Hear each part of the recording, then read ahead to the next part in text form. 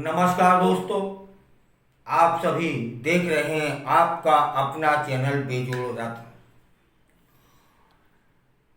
आज हम और आप जानते ही हैं कि देश में वक्फ अधिनियम पर बहस छिड़ी हुई है।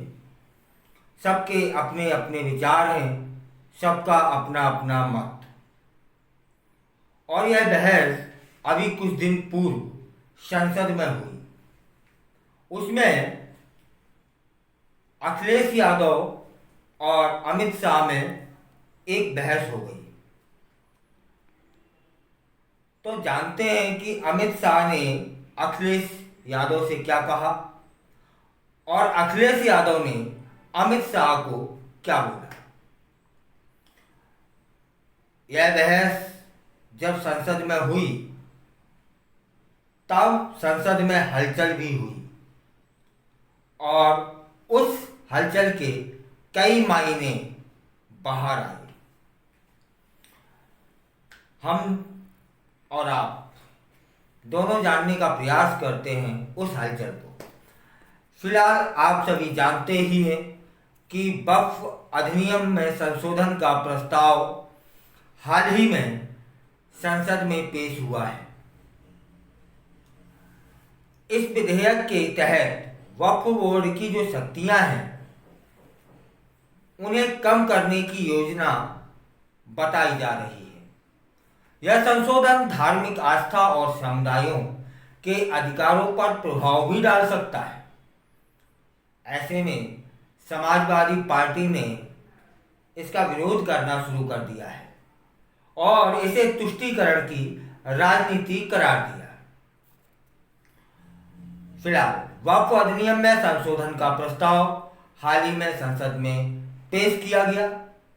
इस विधेयक के तहत वक्फ बोर्ड की जो शक्तियां हैं उन्हें कम करने की योजना है, जिस पर अखिलेश यादव ने आरोप लगाया कि यह विधेयक भाजपा की ओर से एक सोची समझी रणनीति है, जिसका उद्देश्य वक्फ की जमीन बेचने का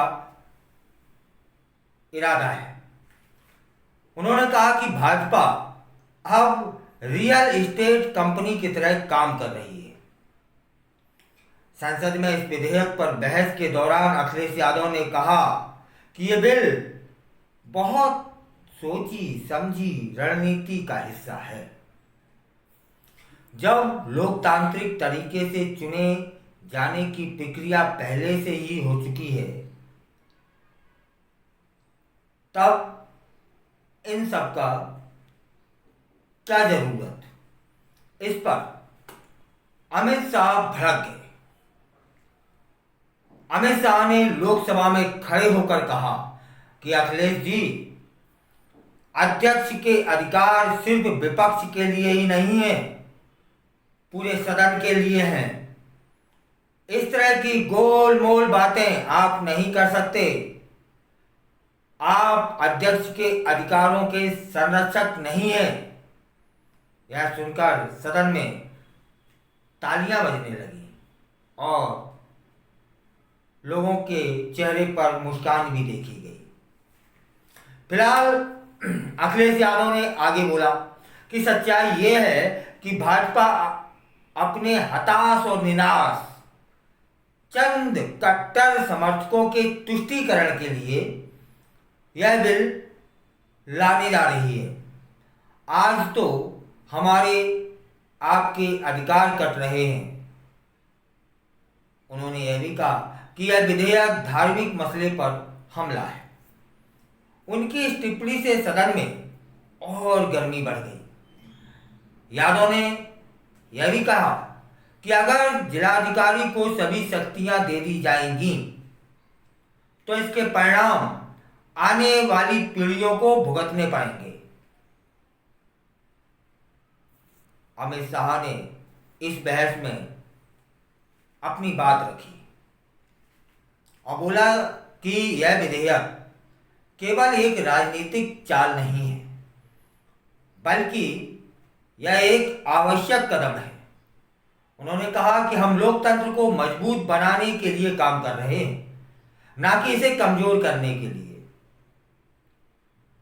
शाह ने स्पष्ट कर दिया कि वक्फ अधिनियम में संशोधन का उद्देश्य वक्फ बोर्ड की कार्यप्रणाली को सुधारना है, ना कि किसी विशेष समुदाय के अधिकारों को छीनना।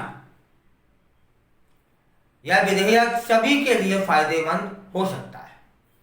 इस बहस के बाद राजनीतिक जो विश्लेषक हैं उनका मानना है कि यह केवल एक विधेयक नहीं है, बल्कि भारतीय राजनीति में गहरी अंतर्दृष्टि प्रदान करता है।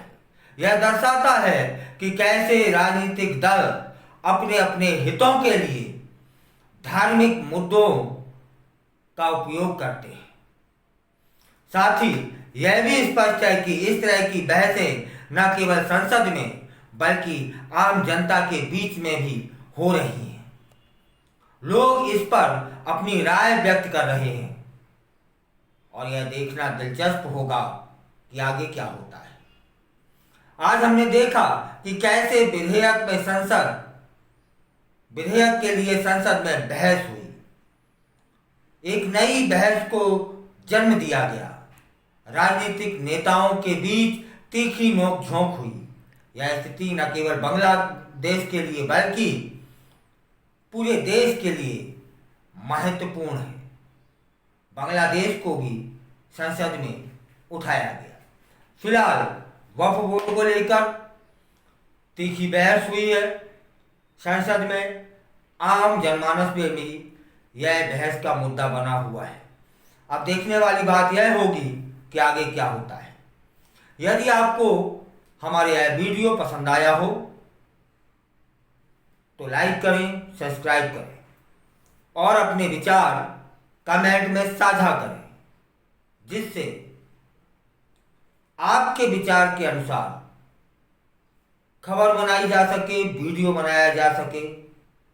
धन्यवाद।